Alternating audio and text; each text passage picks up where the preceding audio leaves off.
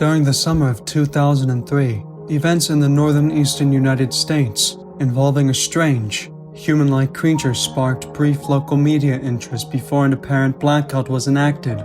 Little or no information was left intact, as most online and written accounts of the creature were mysteriously destroyed.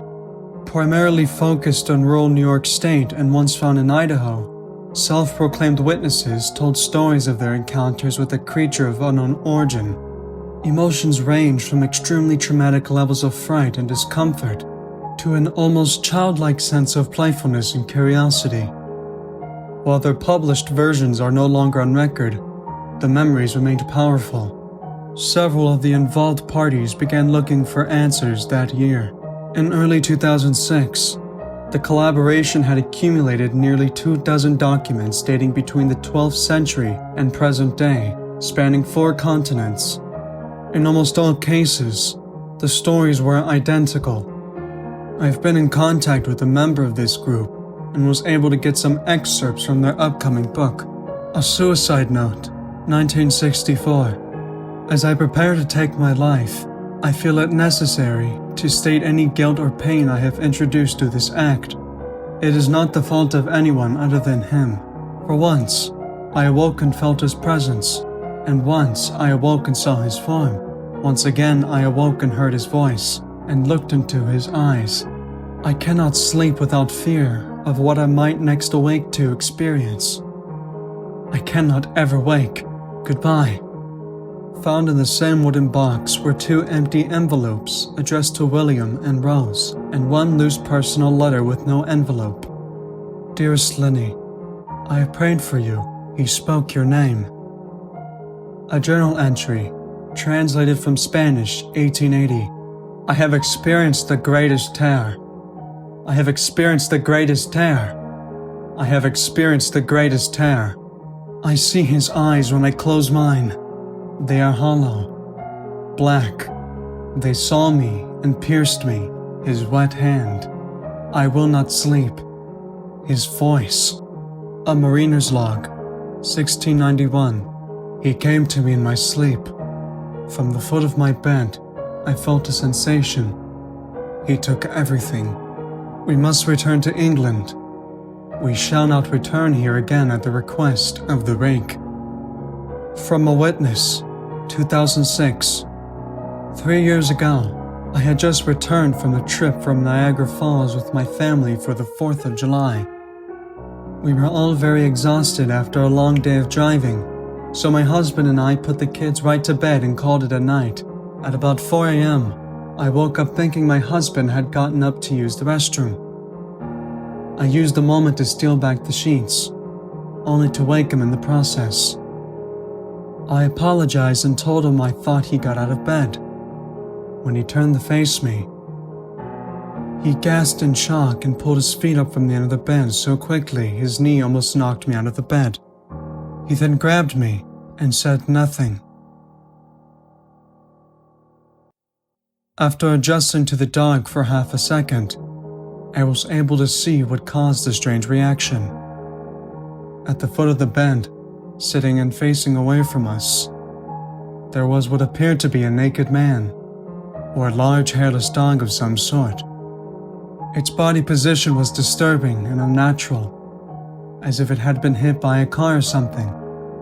For some reason, I was not instantly frightened by it, but more concerned as to its condition. At this point, I was somewhat under the assumption that we were supposed to help him.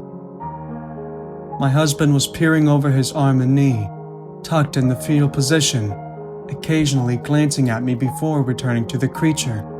In a flurry of motion, the creature scrambled around the side of the bed and then crawled quickly in a flailing sort of motion right along the bed, until it was less than a foot from my husband's face. The creature was completely silent for about 30 seconds, just looking at my husband. The creature then placed its hand on his knee and ran into the hallway, leading to the kids' room. I screamed and ran for the light switch, planning to stop him before he hurt my children. When I got to the hallway, the light from the bedroom was enough to see it crouching and hunched over about 20 feet away. He turned around and looked directly at me, covered in blood. I flipped the switch on the wall and saw my daughter Clara. The creature ran down the stairs while my husband and I rushed to help our daughter.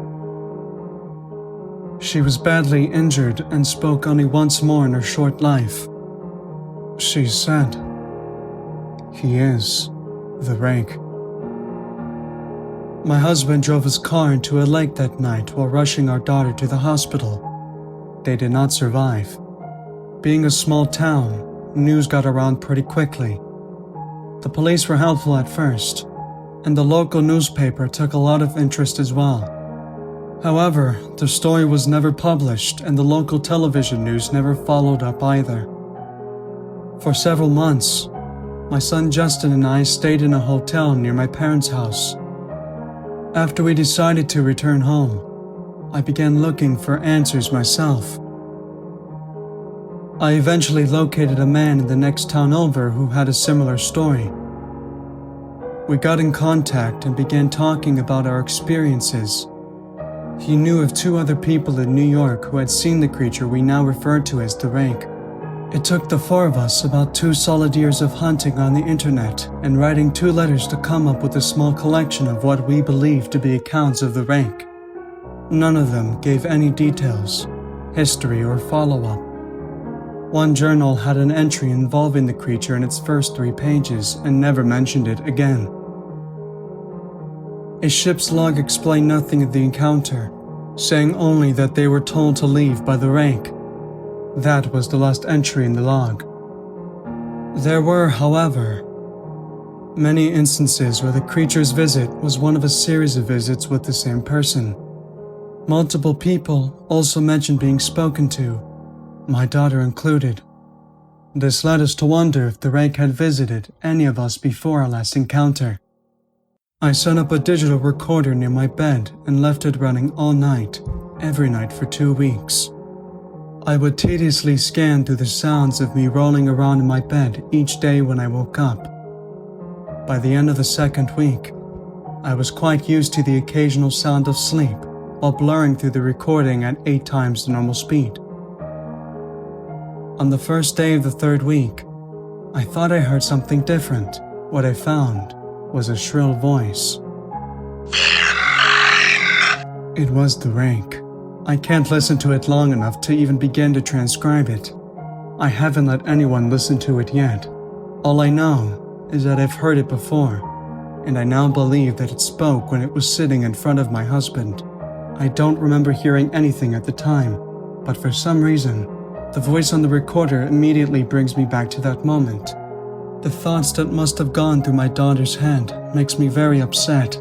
I have not seen the Rake since he ruined my life, but I know that he has been in my room while I slept. But I know and fear that one night, I'll wake up to see him staring at me.